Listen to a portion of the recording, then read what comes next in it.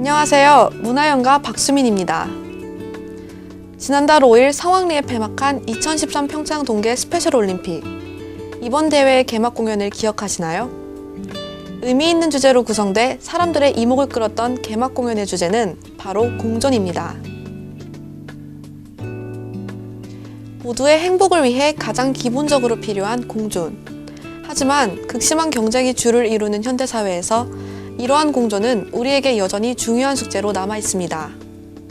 오늘 문화연가 문화인 2화에서는 인간과 자연의 공존을 다룬 미야자키 하야오 감독의 작품을 소개하고, 만남인 2화에서는 공존하며 살아가는 아누타섬 사람들의 모습을 시청자들에게 생생하게 전달한 다큐멘터리 최후의 제국 작가 이승희 씨를 만나봅니다.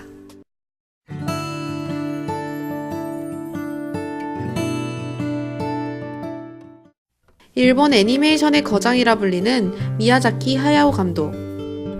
그의 작품 속에는 자연과 인간의 공존에 대한 그만의 독특한 철학의식이 깃들어 있습니다.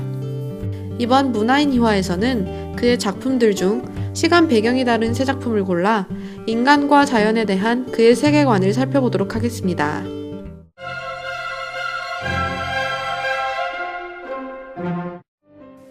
원령공주는 중세 일본을 배경으로 한 숲을 지키려는 대자연의 신들과 인간들 간의 싸움을 그린 영화입니다. 평화롭던 한 마을에 재앙신이 나타나면서 이야기는 시작됩니다. 알고 보니 숲을 파괴하려는 인간의 총에 맞아 숲의 신이 재앙신으로 변하게 됐다는 사실이 드러나게 되는데요. 미야자키의 작품에는 인간에 의해 고통받고 있는 자연이 자주 등장합니다. 그런 자연은 동시에 인간을 위협하는 존재가 되기도 하는데요. 여기서 관객들은 인간과 자연이 공존할 수 있는 방법에 대해 의문을 품게 됩니다. 이 의문에 대한 답은 주인공 아스타카와 원령공주에게서 찾을 수 있는데요. 이들은 인간의 이기심을 버리고 맑은 눈으로 자연을 바라봐 자연과의 소통이 가능했습니다.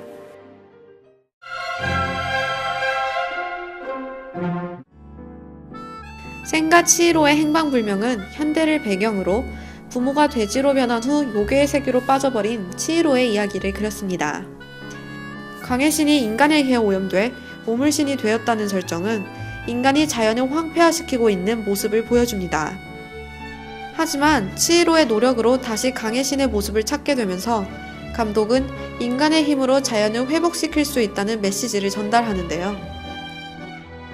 게다가 영화의 끝부분에서 치히로의 든든한 보호막이었던 하쿠가 인간계에서 그녀의 목숨을 구해준 강이었다는 사실이 밝혀지게 되고, 우리는 우리의 곁에 있지만 잊고 있었던 자연의 존재에 대해 되돌아보게 됩니다.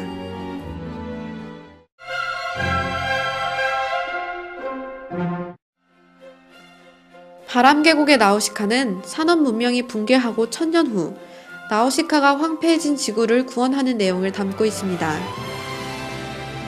다른 영화와 달리 바람계곡의 나우시카는 인간과 자연이 성공적으로 공존할 수 있을까에 대한 대답을 명확하게 합니다. 영화 속 인류는 곰팡이의 숲 부해를 파괴해 인간의 세계를 보장하자는 토르메키아인들로 인해 파멸을 맞게 됩니다. 하지만 정작 오염의 근원지로 여겨지던 부해에서는 자연을 되살리기 위한 정화 작업이 이루어지고 있었는데요. 결과적으로 부해를 지킨 나우시카 덕분에 바람계곡에는 평화가 찾아오고, 우리는 부해로 대변되는 자연과 인간은 공존할 수 있다는 것을 알 수 있습니다. 세 작품들은 각각 과거, 현재, 그리고 미래를 배경으로 하고 있습니다. 어느 시대든 상관없이 인간과 자연이 공존하고 있는 한 둘의 사투는 그의 작품 속에 존재합니다. 그의 작품 속 자연은 단순히 배경만을 의미하지 않고 인물들과 마찬가지로 주인공 역할을 하고 있는데요. 자연은 자연의 일부분임을 망각하고 도리어 지배하려 드는 인간들을 더 넓게 포용해 공존을 이루려는 모습을 보여줍니다. 감독은 작품을 통해 인간은 자신들이 살아가는 터전인 자연 속에서 서로 공존하는 삶을 터득해야 한다는 교훈을 담아내고 있습니다. 이렇게 자연과 인간의 공존에 대한 자신의 생각을 영화로 표현한 감독이 있는가 하면, 삭막한 현대사회에서 사라져가는 공존의 모습을 담은 다큐멘터리가 제작돼 화제가 되기도 했습니다. 오늘 만남인 이화에서는 아누타 섬의 공존 방식 아로파를 통해 시청자들에게 감동을 선사한 다큐멘터리 최후의 제국 작가 이승희 씨를 만나봅니다.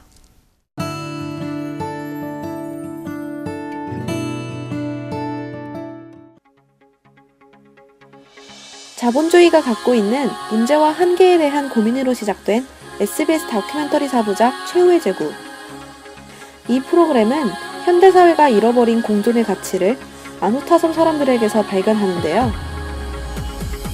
오늘 만남인 이화의 주인공은 고장난 자본주의의 해결책을 공존이란 단어로 풀어 쓴 다큐멘터리 최후의 제국 작가 이승희 씨입니다.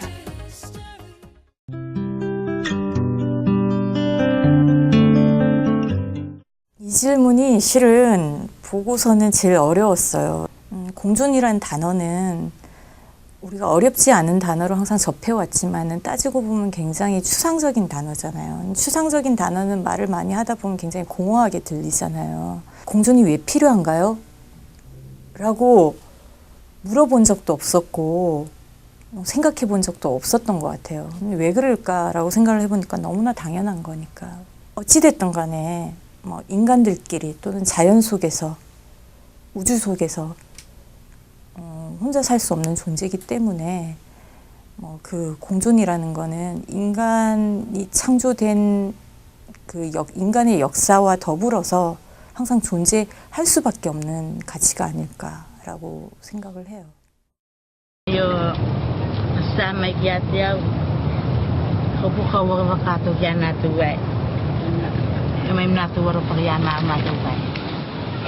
가족만이 아니라 공동체가 산모와 아이를 지켜준다는 믿음. 아누타 여성들이 행복한 이유입니다.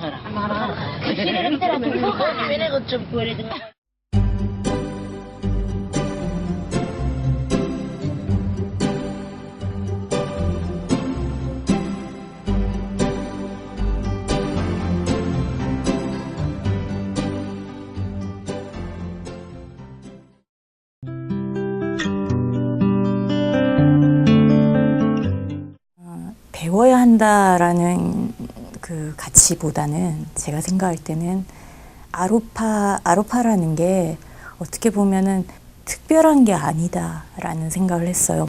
마찬가지로 아누타에서 아로파도 그 말이 거창해서 뭐 해야 된다, 뭐 할 때는 뭐 해야 된다 이런 개념들이 있다 하지만은 실상은 우리가 옛날 우리 시골 마을 공동체가 있었던 때와 다르지 않은 개념이라고 생각해요.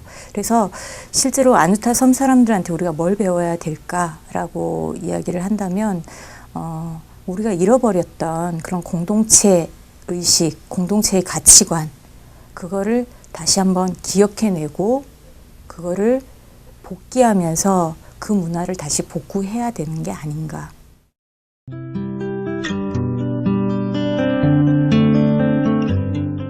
요즘에 또 다른 기획안을 쓰고 있는데 그쪽에서도 주제는 공존이 아닌데 결론적으로는 공존에 대한 이야기를 할 수밖에 없는 그런 프로그램을 지금 기획하고 있는데 물론 혼자서 할 수 있는 일들도 굉장히 많은데 혼자서는 불가능한 일들도 여럿이 하면서 이루어낸 기적들도 많더라고요. 어떻게 하면 더불어 살 수 있을까? 그거를 내 생활 속에서 현실 가능한 것으로 실천할 수 있을까?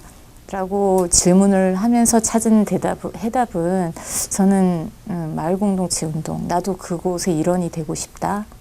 그래서 나도 언젠가는 그 속의 일원이 돼가지고 문화를 창조하고 또 그 문화를 함께 나누는 사람이 되고 싶다. 그런 생각을 하고 있어요. 함께하는 삶, 모두가 행복한 삶을 위해 공존을 실천하고자 하는 그녀. 이승희 씨를 만난 의미 있는 시간이었습니다. 공존은 서로 도와 함께 존재한다는 의미입니다. 오늘 문화연가에서 살펴본 다양한 모습의 공존. 여러분도 공존을 너무 멀고 어려운 개념으로만 생각하지 마시고 한 발 더 다가가 함께하는 삶을 실천해 보시는 건 어떨까요? 문화연가는 다음 시간에 또 다른 주제로 다시 찾아뵙겠습니다.